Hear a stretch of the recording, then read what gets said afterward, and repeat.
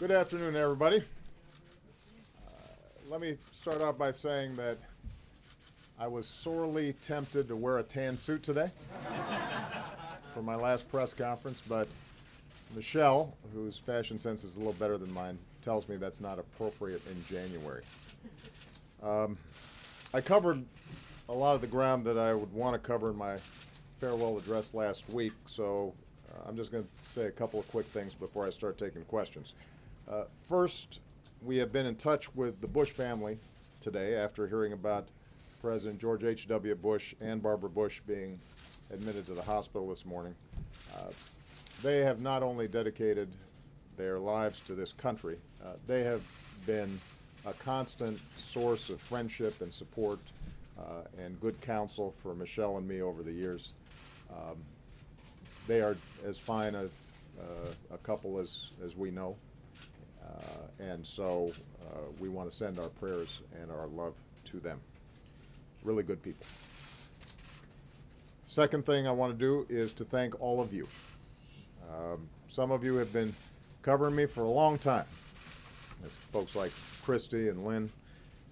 Some of you, I've just gotten to know. We have traveled the world together. We've hit a few singles, a few doubles together. I've offered advice that I thought was pretty sound, like don't do stupid stuff. And even when you complained about my long answers, I just want you to know that the only reason they were long was because you asked six-part questions. But I have enjoyed working with all of you. That does not, of course, mean that I've enjoyed every story that you have filed, but that's the point of this relationship. You're not supposed to be sycophants. You're supposed to be skeptics. You're supposed to ask me tough questions. You're not supposed to be complimentary, but you're supposed to cast a critical eye on folks who hold enormous power and make sure that we are accountable to the people who sent us here. And you have done that. And you've done it, for the most part, in ways that I could appreciate for fairness, even if I didn't always agree with your conclusions. And having you in this building has made this place work better. It keeps us honest. It makes us work harder. You have made us think about how we are doing what we do and whether or not we're able to deliver on what's been requested by our constituents. And for example, every time you've asked, why haven't you cured Ebola yet, or why is there still that hole in the Gulf, it has given me the ability to go back to my team and say, will you get this solved before the next press conference? I've spent a lot of time on in my farewell address talking about the state of our democracy. It goes without saying that essential to that is a free press. That is part of how this place, this country, this grand experiment in self-government has to work. It doesn't work if we don't have a well-informed citizenry. And you are the conduit through which they receive the information about what's taking place in the halls of power. So America needs you, and our democracy needs you. We need you to establish a baseline of facts and evidence that we can use as a starting point for the kind of reasoned and informed debates that ultimately lead to progress. And so my hope is that you will continue with the same tenacity that you showed us to do the hard work of getting to the bottom of stories and getting them right, and to push those of us in power to be the best version of ourselves, and to push this country to be the best version of itself. I have no doubt that you will do so. I'm looking forward to being an active consumer of your work rather than always the subject of it. I want to thank you all for your extraordinary service to our democracy, and with that, I will take some questions. And I will start with Jeff Mason, whose term apparently is not up. I thought, we'd be going out together, brother, but you got to hang around for a while. I'm staying put. Jeff Mason, Reuters. Thank you, sir. Are you concerned, Mr. President, that commuting Chelsea Manning's sentence. We'll send a message that leaking classified material will not generate a tough sentence to groups like WikiLeaks. How do you reconcile that in light of WikiLeaks' connection to Russia's hacking in last year's election? And related to that, Julian Assange has now offered to come to the United States. Are you seeking that, and would he be charged or arrested if he came here? Well, first of all, let's be clear. Chelsea Manning has served a tough prison sentence. So the notion that the average person who was thinking about disclosing vital classified information would think that it goes unpunished, I don't think would get that impression from the sentence that Chelsea Manning has served. It has been my view that given she went to trial, that due process was carried out, that she took responsibility for her crime, that the sentence that she received was very disproportionate relative to what other leakers had received, and that she had served a significant amount of time, that it made sense to commute and not pardon her sentence. And I feel very comfortable that justice has been served and that a message has still been sent that when it comes to our national security, that wherever possible, we need folks who may have legitimate concerns about the actions of government or their superiors or the agencies in which they work, that they try to work through the established channels and avail themselves of the whistleblower protections that have been put in place. I recognize that there's some folks who think they're not enough, and I think all of us, when we're working in big institutions, may find ourselves at times at odds with policies that are set. But when it comes to national security, we're often dealing with people in the field whose lives may be put at risk, or the safety and security and the ability of our military or our intelligence teams or our embassies to function effectively. And that has to be kept in mind. So with respect to WikiLeaks, I don't see a contradiction. First of all, I haven't commented on WikiLeaks generally. The conclusions of the intelligence community with respect to the Russian hacking were not conclusive as to whether WikiLeaks was witting or not in being the conduit through which we heard about the DNC emails that were leaked. I don't pay a lot of attention to Mr. Assange's tweets, so that wasn't a consideration in this instance, and I refer you to the Justice Department for any criminal investigations, indictments, extradition issues that may come up with him. What I can say broadly is that in this new cyber age, we're going to have to make sure that we continually work to find the right balance of accountability and openness and transparency that is the hallmark of our democracy, but also recognize that there are adversaries and bad actors out there who want to use that same openness in ways that hurt us, whether that's in trying to commit financial crimes or trying to commit acts of terrorism, or folks who want to interfere with our elections. And we're going to have to continually build the kind of architecture to make sure the best of our democracy is preserved, that our national security and intelligence agencies have the ability to carry out policy without advertising to our adversaries what it is that we're doing, but do so in a way that still keeps citizens up to speed on what their government's doing on their behalf.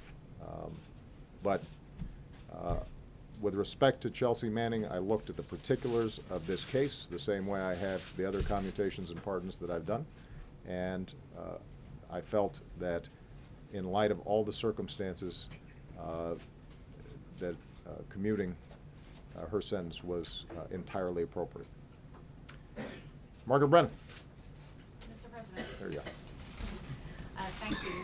The President-elect has said that he would consider lifting sanctions on Russia if they substantially reduce the nuclear stockpile. Given your own efforts at arms control, do you think that's an effective strategy? Knowing this office and Mr. Trump, how would you advise his advisors to help him be effective when he deals with Vladimir Putin? And given your actions recently on Russia, do you think those sanctions should be viewed as leverage? Well, a couple of things. Number one, I think it is in America's interest and the world's interest that we have a constructive relationship with Russia. That's been my approach throughout my presidency. Where our interests have overlapped, we've worked together. At the beginning of my term, I did what I could to encourage Russia to be a constructive member of the international community, and tried to work with the president and the government of Russia in helping them diversify their economy, improve their economy, use the incredible talents of the Russian people in more constructive ways. I think it's fair to say that after President Putin came back into the presidency, that an escalating anti-American rhetoric and an approach to global affairs that seemed to be premised on the idea that whatever America's trying to do must be bad for Russia, and so we want to try to counteract whatever they do. That return to an adversarial spirit that I think existed during the Cold War has made the relationship more difficult. And it was hammered home when Russia went into Crimea and portions of Ukraine. The reason we imposed the sanctions, recall, was not because of nuclear weapons issues. It was because the independence and sovereignty of a country, Ukraine, had been encroached upon by force by Russia. That wasn't our judgment. That was the judgment of the entire international community. And Russia continues to occupy Ukrainian territory and meddle in Ukrainian affairs and support military surrogates who have violated basic international law and international norms. What I've said to the Russians is, as soon as you stop doing that, the sanctions will be removed. And I think it would probably best serve not only American interests, but also the interests of preserving international norms if we made sure that we don't confuse why these sanctions have been imposed with a whole set of other issues. On nuclear issues, in my first term, we negotiated the START II treaty, and that has substantially reduced our nuclear stockpiles, both Russia and the United States. I was prepared to go further. I told President Putin I was prepared to go further. They have been unwilling to negotiate.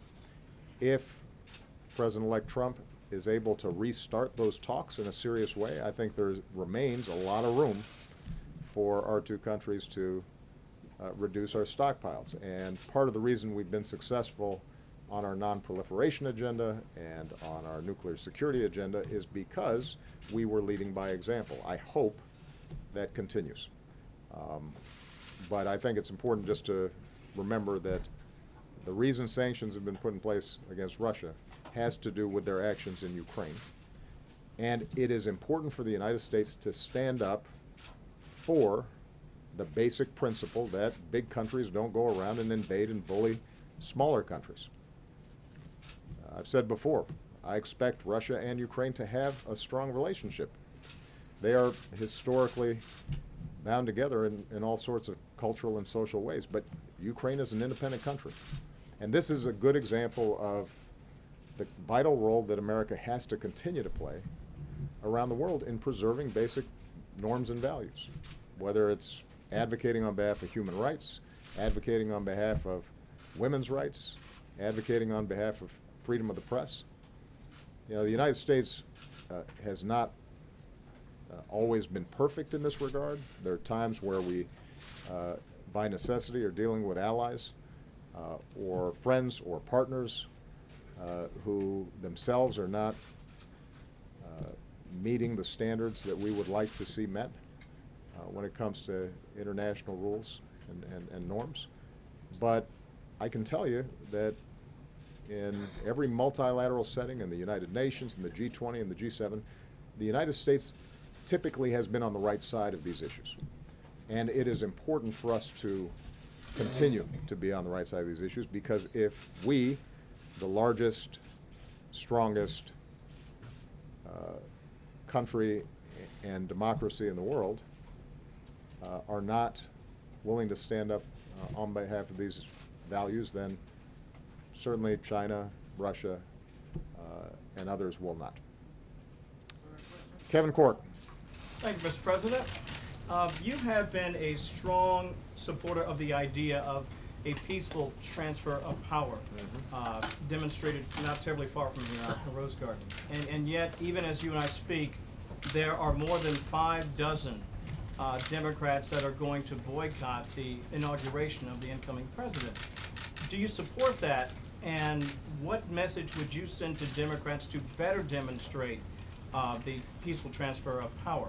And if I could follow, I wanted to ask you about your conversations with the president-elect previously, and without getting into too much of the personal side of it, I'm just curious, were you able to use that opportunity to convince him to take a fresh look at some of the important ideas that you will leave this office with, maintaining some semblance of the Affordable Care Act, some idea of keeping dreamers here in the country without fear of deportation? Were you able to use personal stories to try to convince him, and how successful were you? Well, I won't go into details of my conversations with President-elect Trump. As I've said before, they are cordial. At times they've been fairly lengthy, and they've been substantive. I can't tell you how convincing I've been. I think you'd have to ask him whether I've been convincing or not. I have offered my best advice, counsel, about certain issues, both foreign and domestic. And you know, my working assumption is that having won an election opposed to a number of my initiatives and certain aspects of my vision for where the country needs to go, it is appropriate for him to go forward with his vision and his values. And I don't expect that there's going to be enormous overlap. It may be that on certain issues, once he comes into office and he looks at the complexities of how to, in fact, provide health care for everybody, something he says he wants to do, or wants to make sure that he is encouraging job creation and wage growth in this country, that may lead him to some of the same conclusions that I arrived at once I got here. But I don't think we'll know until he has an actual chance to get sworn in and sit behind that desk. And I think a lot of his views are going to be shaped by his advisors, the people around him, which is why it's important to pay attention to these confirmation hearings. I can tell you that, and this is something I have told him, that this is a job of such magnitude that you can't do it by yourself. You are enormously reliant on a team. Your cabinet, your senior White House staff, all the way to fairly junior folks in their 20s and 30s, but who are executing on significant responsibilities. And so how you put a team together to make sure that they're getting you the best information and they are teeing up the options from which you will ultimately make decisions, that's probably the most useful advice, the most constructive advice that I've been able to give him. That if you find yourself isolated because the process breaks down, or if you're only hearing from people who agree with you on everything, or if you haven't created a process that is fact-checking and probing and asking hard questions about policies or promises that you've made, that's when you start making mistakes. And as I indicated in some of my previous remarks, reality has a way of biting back if you're not paying attention to it. With respect to the inauguration, I'm not going to comment on those issues. All I know is I'm going to be there. So is Michelle. And I have been checking the weather, and I'm heartened by the fact that it won't be as cold as my first inauguration, because that was cold. Jan Rodriguez. Very good, Mr. President. Thank you very much. You have said that you would come back to fight for the dreamers. You said that a couple of weeks ago. Are you fearful for the status of those dreamers, the future of the young immigrants and all immigrants in this country with the new administration? And what did you mean when you said you would come back? Would you lobby Congress, maybe explore the political arena again? And if I may ask you a second question, why did you take action on dry food, wet food, a week ago? Well, let me be absolutely clear. I did not mean that I was going to be running for anything anytime soon. So, no, what I meant is that it's important for me to take some time to process this amazing experience that we've gone through, to make sure that my wife, with whom I will be celebrating a 25th anniversary this year, is willing to re-up and put up with me for a little bit longer. I want to do some writing. I want to be quiet a little bit and not hear myself talk so darn much. I want to spend precious time with my girls. So those are my priorities this year. But as I said before, I'm still a citizen. And I think it is important for Democrats or progressives who feel that they came out on the wrong side of this election to be able to distinguish between the normal back and forth ebb and flow of policy. Are we going to raise taxes? Are we going to lower taxes? Are we going to, expand this program or eliminate this program? How concerned are we about air pollution or climate change? Those are all normal parts of the debate. And as I've said before, in a democracy, sometimes you're going to win on those issues and sometimes you're going to lose. I'm confident about the rightness of my positions on a lot of these points, but we got a new president and a Congress that are going to make their same determinations, and there will be a back and forth in Congress around those issues, and you guys will report on all that.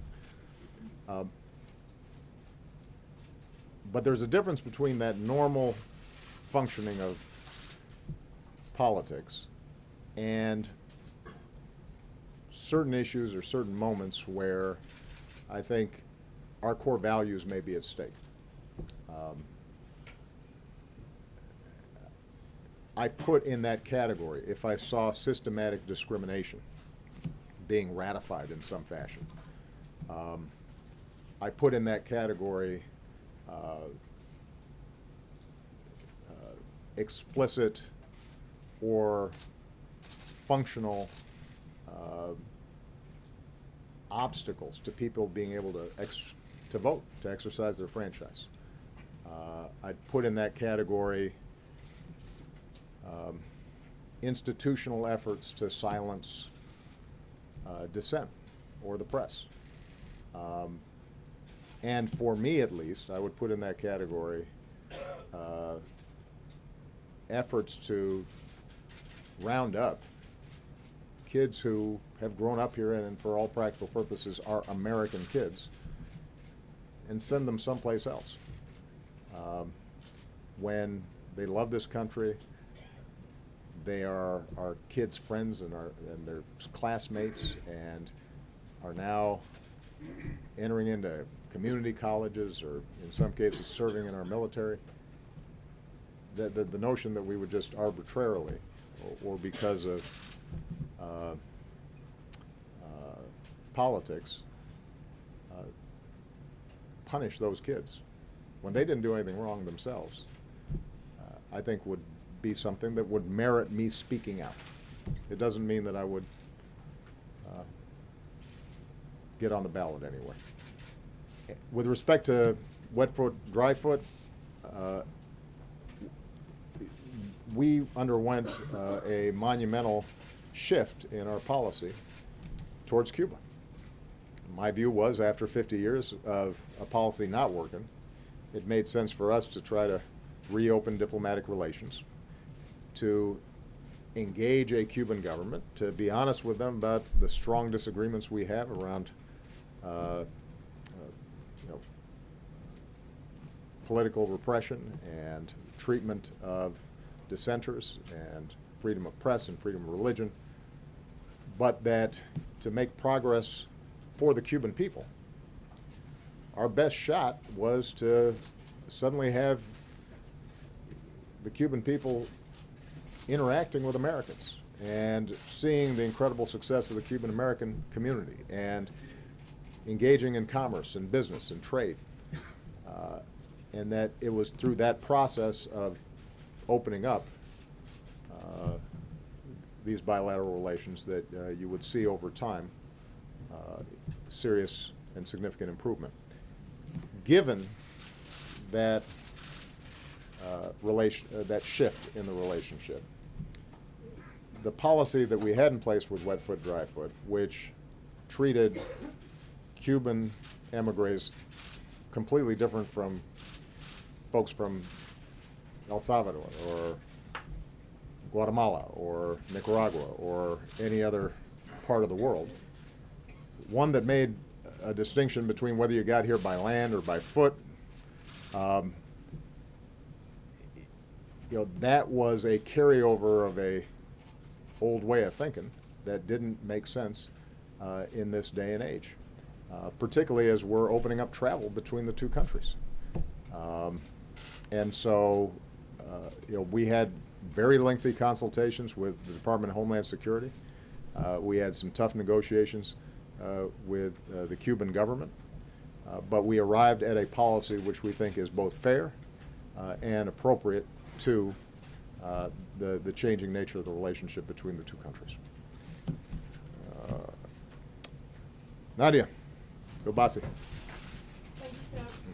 I appreciate the opportunity, and I want to wish you and your family best of luck in the future. Thank you.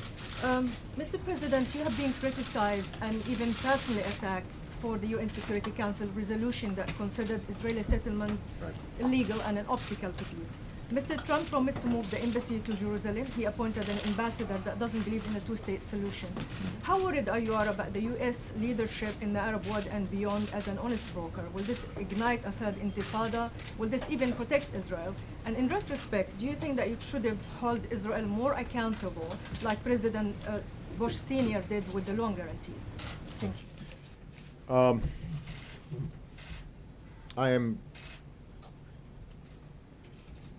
I continue to be significantly worried about the Israeli-Palestinian issue.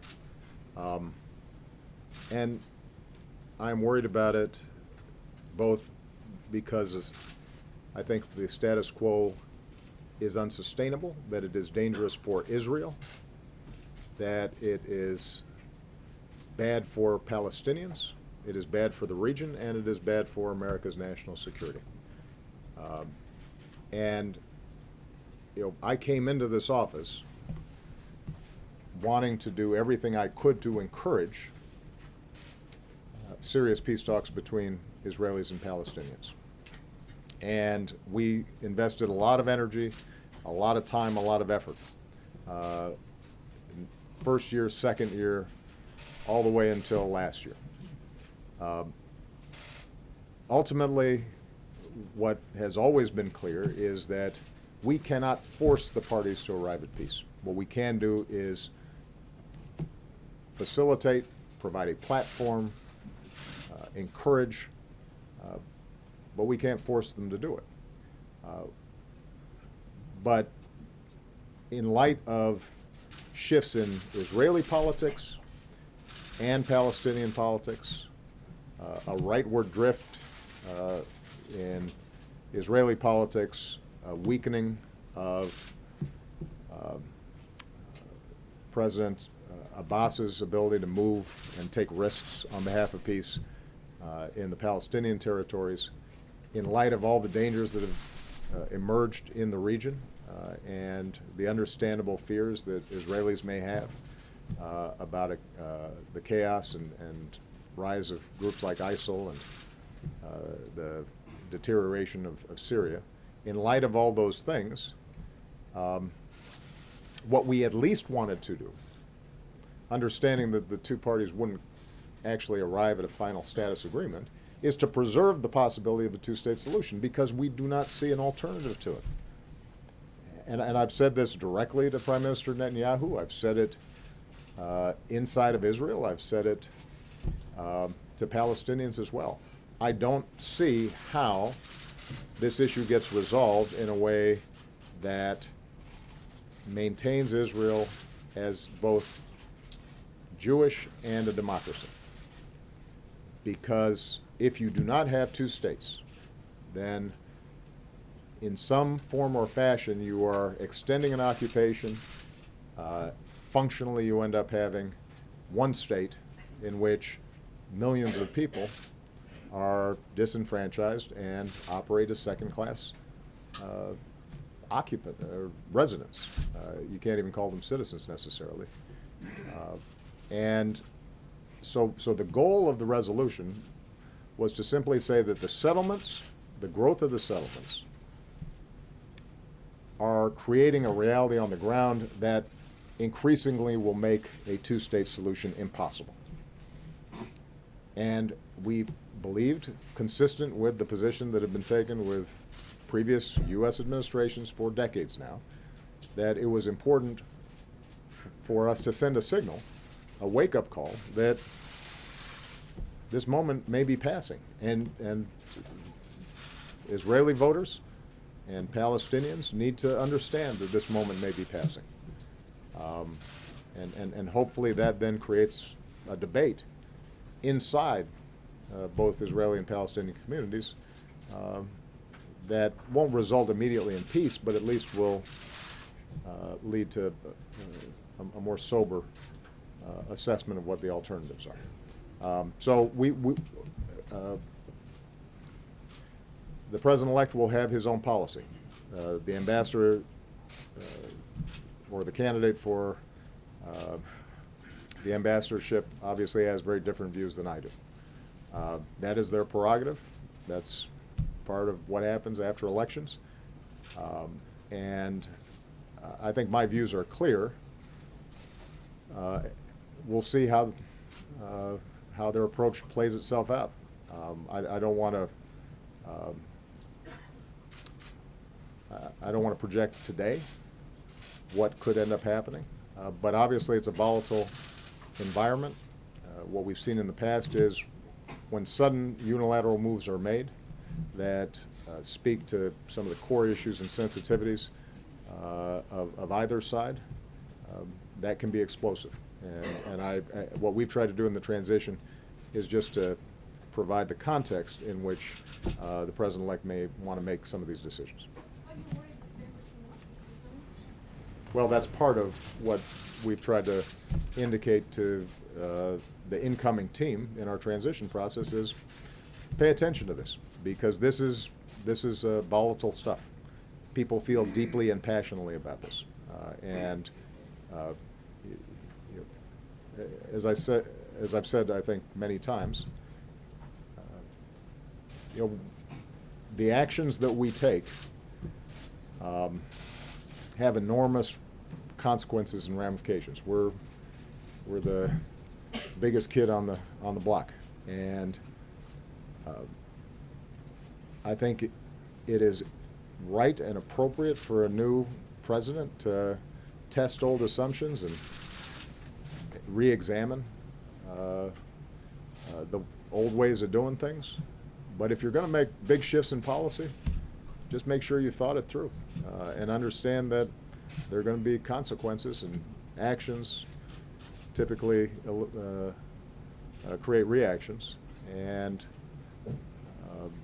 so you want to be intentional about it. You don't want to do things off the cuff when it comes to an issue this volatile. Chris Johnson. Chris Johnson. On LGBT rights. I'm sorry. Where's Chris? I'm right here in the there back. You go. Mr. President. I'm sorry. Didn't see it.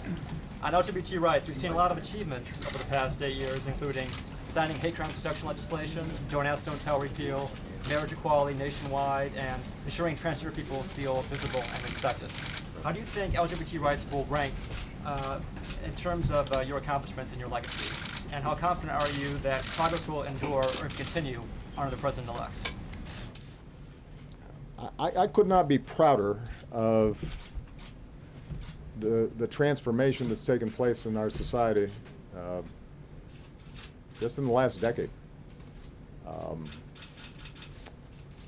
And I've said before, I think we made some useful contributions to it, but the primary heroes in this stage of our growth as a democracy and a society are all the individual activists and sons and daughters and couples who courageously said, "This is who I am, and I'm proud of it." And that opened people's minds and opened their hearts. And eventually, laws caught up. But I don't think any of that would have happened without the activism, in some cases loud and noisy, but in some cases just quiet and very personal. And I think that what we did as an administration was to help the society to move in a better direction, but to do so in a way that didn't create an enormous backlash and was systematic and respectful of the fact that, in some cases these issues were controversial. I think that the way we handled, for example, Don't Ask, Don't Tell, being methodical about it, working with the Joint Chiefs, making sure that we showed this would not have an impact on the effectiveness of the greatest military on earth. And then to have Defense Secretary and Bob Gates and a chairman and Mike Mullen and the Joint Chiefs who were open to evidence and ultimately worked with me to do the right thing. I am proud of that. But again, none of that would have happened without this incredible transformation that was happening in society out there. When I gave Ellen the Presidential Medal of Freedom, I meant what I said. I think somebody that kind and likable projecting into living rooms around the country, that changed attitudes.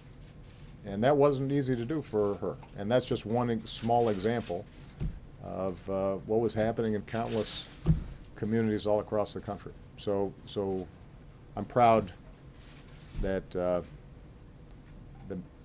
that in certain places we maybe provided a good block downfield to help the movement advance. I don't think it is something that will be reversible because American society has changed. The attitudes of young people in particular have changed. That doesn't mean there aren't going to be some fights that are important. Legal issues, issues surrounding transgender persons. There's still going to be some battles that need to take place. But if you talk to young people, Malia, Sasha's generation, even if they're Republicans, even if they're conservative, many of them would tell you, I don't understand how you would discriminate against somebody because of sexual orientation. That's just sort of burned into them in pretty powerful ways. Sir? April Ryan. Thank you, Mr. President. Long before today, you've been considered a rights president. Under your watch, people have said that you have expanded the rubber band of inclusion, and with the election and the incoming administration, people are saying that rubber band has recoiled and maybe is even broken. And I'm thinking back to a time on Air Force One going to Selma, Alabama, when you said your job was to close the gaps that remain. And with that, what gaps still remain when it comes to rights issues on the table?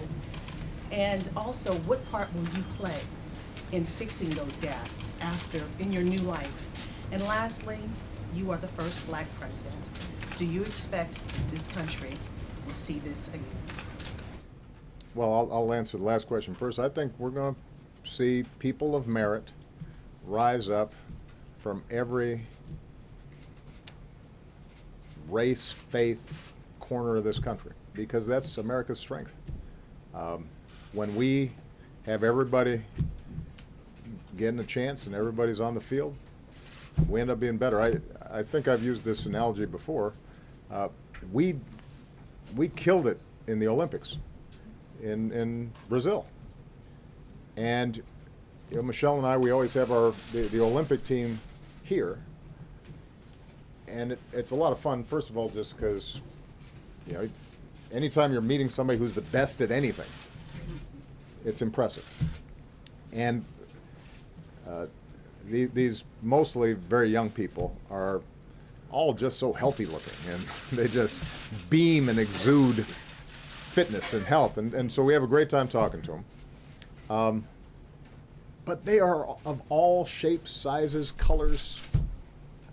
The genetic diversity that is on display is remarkable. And if you look at a Simone Biles, and then you look at a Michael Phelps, they're completely different.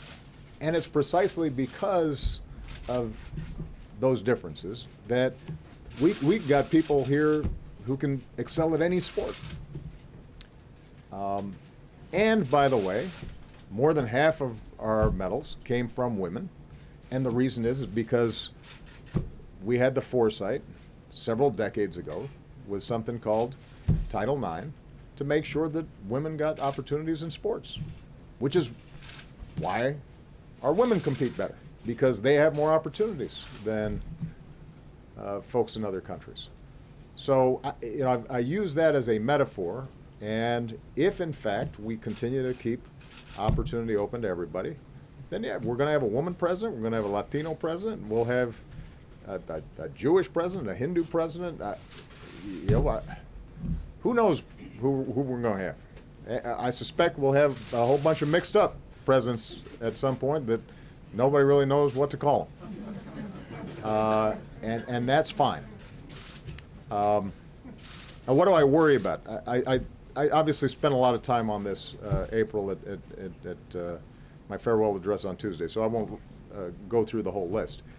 I worry about inequality because I think that if we are not investing in making sure everybody plays a role in this economy, the economy will not grow as fast, and I think it will also lead to further and further separation between us as Americans, and not just along racial lines. I mean, there are a whole bunch of folks who voted for the president-elect because they feel forgotten and disenfranchised. They feel as if they're being looked down on. They feel as if their kids aren't going to have the same opportunities as they did. And you don't want to have an America in which a very small sliver of people are doing really well, and everybody else is fighting for scraps, as I said last week. Because that's oftentimes when racial divisions get magnified, because people think, well, the only way I'm going to get ahead is if I make sure somebody else gets less, somebody who doesn't look like me or doesn't worship in the same place I do. That's not a good recipe for our democracy. I worry about, as I said in response to a previous question, making sure that the basic machinery of our democracy works better. We are the only country in the advanced world that makes it harder to vote rather than easier. And that dates back. There's an ugly history to that we should not be shy about talking about. Voting rights? Yes, I'm talking about voting rights. The reason that we are the only country among advanced democracies that makes it harder to vote is it traces directly back to Jim Crow and the legacy of slavery. And it became sort of acceptable to restrict the franchise. And that's not who we are. That shouldn't be who we are. That's not when America works best. So I hope that people pay a lot of attention to making sure that everybody has a chance to vote. Make it easier, not harder. This whole notion of election or voting fraud, this is something that is constantly been disproved. This is fake news. The notion that there are a whole bunch of people out there who are going out there and are not eligible to vote and want to vote. We have the opposite problem. We have a whole bunch of people who are eligible to vote who don't vote. And so the idea that we put in place a whole bunch of barriers to people voting doesn't make sense. And then as I've said before, political gerrymandering that makes your vote matter less because politicians have decided you live in a district where everybody votes the same way you do, so that these aren't competitive races, and we get 90% Democratic districts, 90% Republican districts. That's bad for our democracy too. I worry about that. I think it is very important for us to make sure that our criminal justice system is fair and just, but I also think it's also very important to make sure that it is not politicized, that it maintains an integrity that is outside of partisan politics at every level.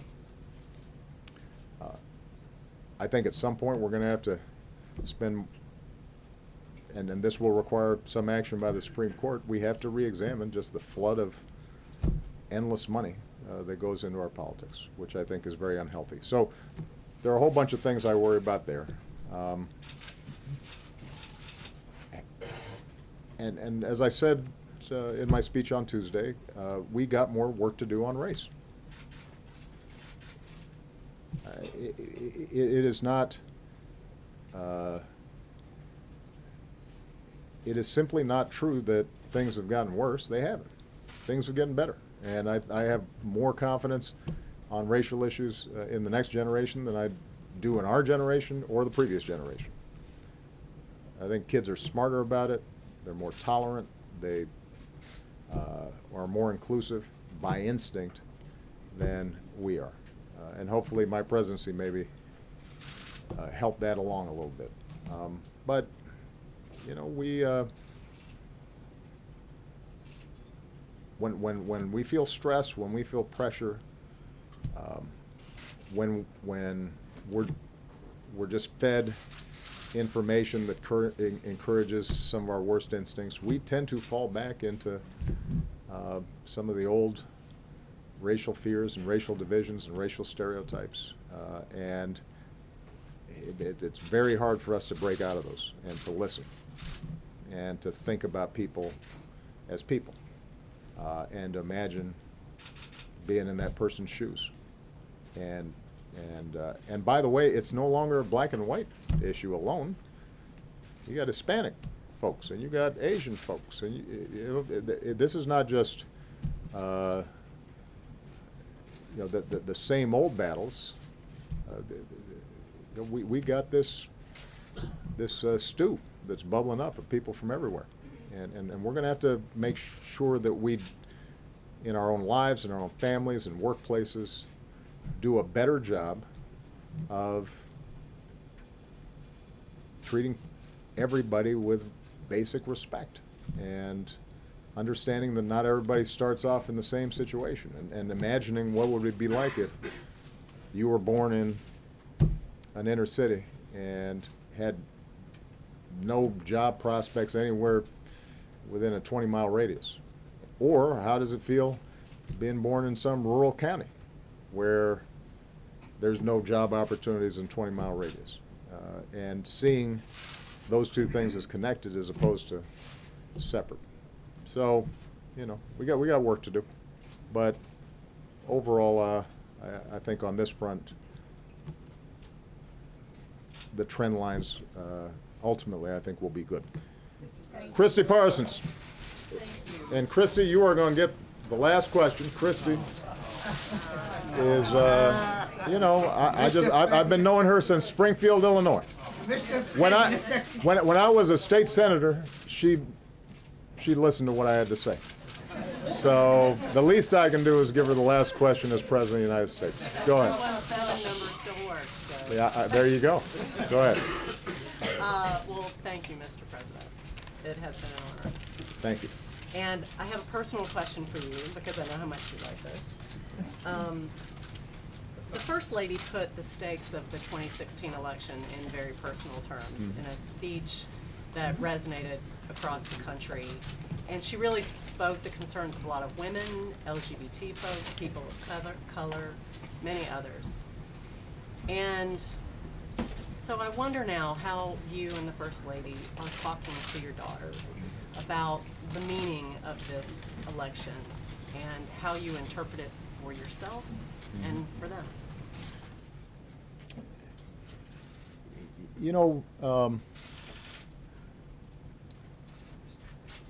Every parent brags on their daughters or their sons. If your mom and dad don't brag on you, you got problems. But man, my daughters are something. And they just surprise and enchant and impress me more and more every single day as they grow up. And so these days when we talk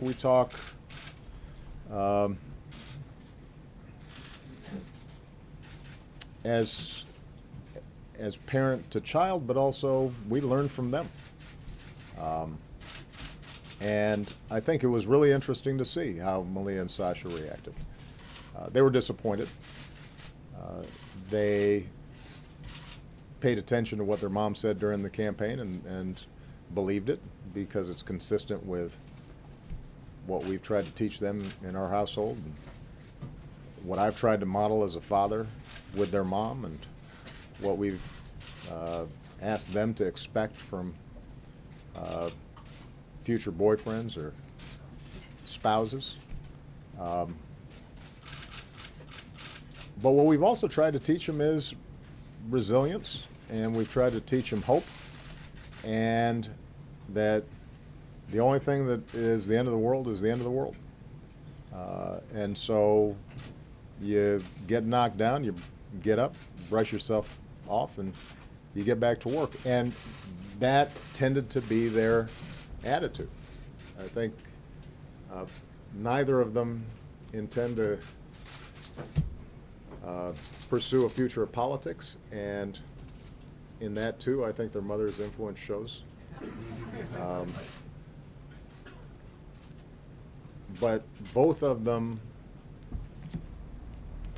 have grown up in an environment where I think they could not help but be patriotic to love this country deeply, to see that it's flawed, but see that they have responsibilities to fix it, and that they need to be active citizens, and they have to be in a position to talk to their friends and their teachers and their future coworkers in ways that try to shed some light as opposed to just generate a lot of sound and fury. And I expect that's what they're going to do. They do not, they don't mope. And what I really am proud of them, but what makes me proudest about them is that they also don't get cynical about it. They have not assumed because their side didn't win or because some of the values that they care about don't seem as if they were vindicated, that automatically America has somehow rejected them or rejected their values. Or I don't think they feel that way. I think they have, in part through osmosis, in part through dinner time conversations, appreciated the fact that this is a big, complicated country and democracy is messy and it doesn't always work exactly the way you might want. It doesn't guarantee certain outcomes. But if you're engaged and you're involved, then there are a lot more good people than bad in this country. And there's a core decency to this country. And that they got to be a part of lifting that up. And I expect they will be. And in that sense, they are representative of this generation that makes me really optimistic. I've been asked, I've had some off-the-record conversations with some journalists where they said, okay, you seem like you're okay, but really, what are you thinking? And I've said, no, what I'm saying really is what I think. I believe in this country. I believe in the American people. I believe that people are more good than bad. I believe tragic things happen. I think there's evil in the world. But I think that at the end of the day, if we work hard and if we're true to those things in us that feel true and feel right, that the world gets a little better each time. That's what this presidency has tried to be about. And I see that in the young people I've worked with. I couldn't be prouder of them. And so this is not just a matter of no drama Obama. This is what I really believe. It is true that behind closed doors I curse more than I do publicly. And sometimes I get mad and frustrated like everybody else does. But at my core, I think we're going to be okay. We just have to fight for it. We have to work for it and not take it for granted. And I know that you will help us do that. Thank you very much, press corps. Good luck. Do you question Donald Trump's legitimacy at all as vice president? Do you question his